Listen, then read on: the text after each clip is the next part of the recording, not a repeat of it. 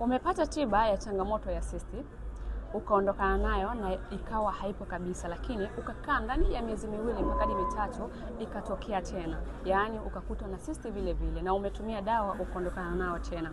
Hiyo hali huwa inawatokea sana sana wale wanawake ambao huwa wanatibu matokeo ya cyst, hawatibu chanzo kilichosababisha wewe ukapata cyst. Unakuwa na changamoto ya hormone balance, unakaa nayo kwa muda mrefu hauitibii. Una maambukizi katika via vyako vya uzazi na umekaa nao muda mrefu na haujatibia ili uweze kuondokana nayo, lakini unaenda kutibia cyst.